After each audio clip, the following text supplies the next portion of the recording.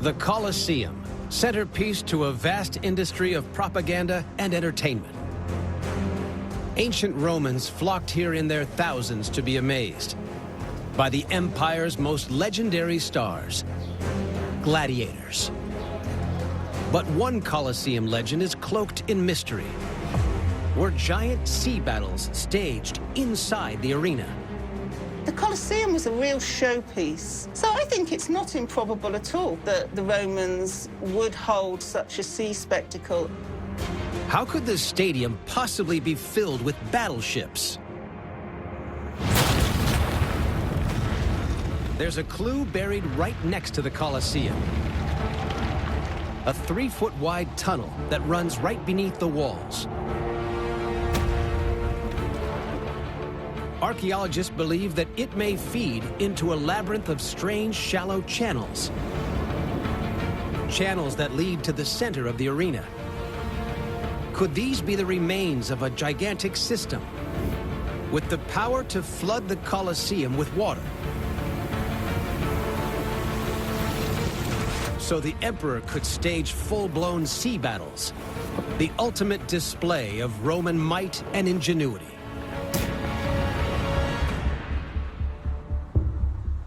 The legend of the Colosseum sea battles comes from a single ancient text. It describes the arena flooding in a matter of hours. How could this be possible? High up in the mountains outside Rome, Valerie Higgins is trying to find the answer. She starts at one of Rome's famous aqueducts, the Aqua Claudia. It's the biggest of 11 giant channels that piped water into the ancient city. We want to understand how much water could go through it. We want to understand how it delivered water into Rome. How difficult is it for the Romans to fill an arena? Helping Valerie is Adriano Morabito, an expert in Roman subterranean tunnels. This ancient aqueduct once channeled fresh water 46 miles into the center of Rome. Along here, we can see the level of the water going along.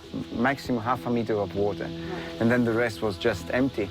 Obviously, it was going down by gravity, not by pressure. Valerie wants to work out whether this aqueduct could have supplied enough water to fill the Colosseum in just a few hours.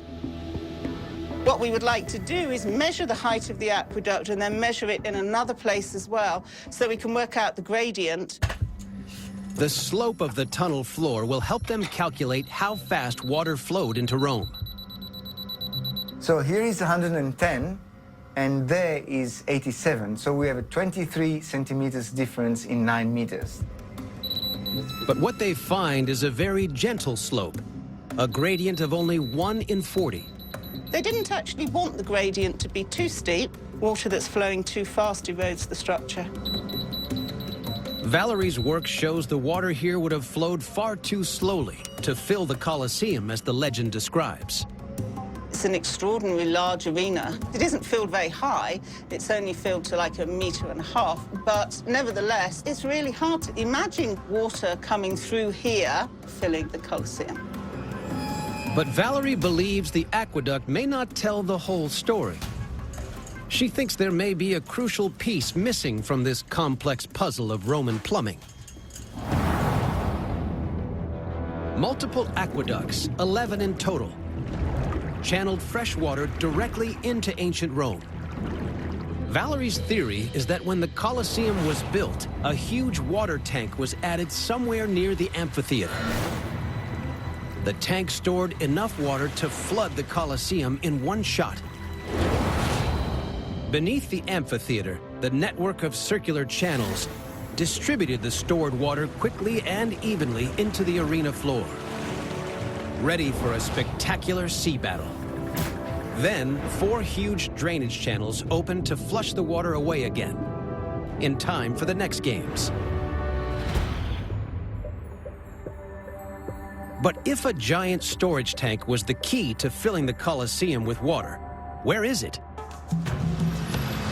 With the help of Dr. Matteo Baroni, Valerie follows the route of the aqueduct through urban Rome. Near the Colosseum, she discovers the partial remains of a much larger structure that once existed here. Could this be the missing piece of the jigsaw?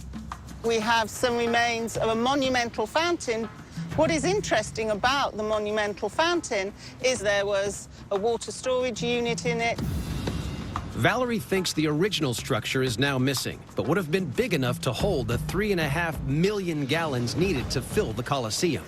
We've got the Colosseum over there, so this could quite easily be diverted to be used in the Colosseum. But it would have to flow fast to do the job in just a few hours.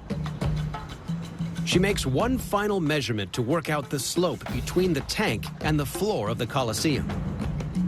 It's 6 meters difference between here and the Colosseum. It's very steep going down here.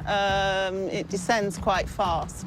You could get a big hydraulic pressure from here that would push the water into the Colosseum very quickly. So I think it's a feasible proposition. Thanks to the ingenuity of Roman water engineers, the Colosseum staged spectacles that became legendary across the